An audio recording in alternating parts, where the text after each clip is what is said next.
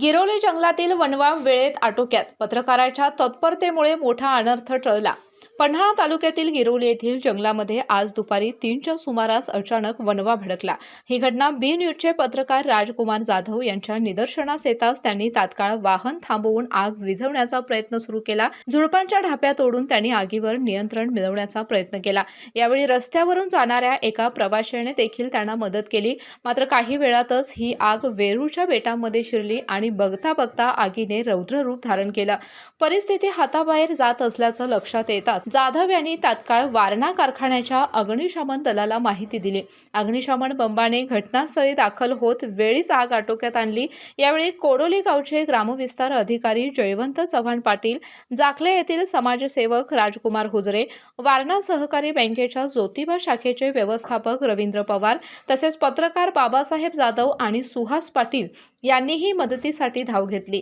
सर्वांनी मिळून वेरूळच्या काठ्या तोडून आगीचा फैलाव रोखला आणि प्रवाशांसाठी रस्ता मोकळा केला. आज दुपारी 3:30 वाजण्याच्या सुमारास गिरोलीहून वारणानगरच्या दिशेने प्रवास करत असताना मला या ठिकाणी वणवा पेटल्याचं निदर्शनास आलं. तो अगदी नुकताच या ठिकाणी जाळ सुरू झालेला होता आणि हाताने विझवणं शक्य असं वाटल्यामुळं थांबवून तो विझवण्याचा प्रयत्न केला.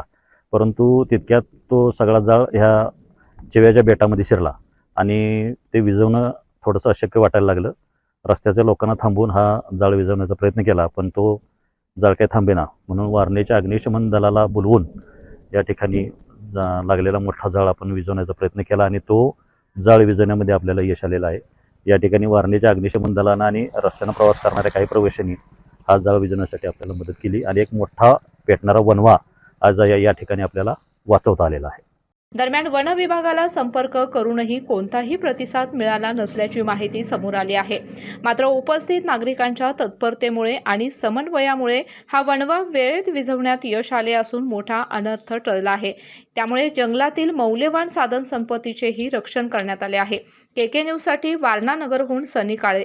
गोकुळची बासुंदी पुन्हा खावीशी वाटतेय.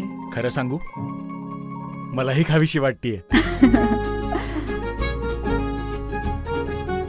पुन्हा पुन्हा खावीशी वाटणारी गोकुळ बासुंदी.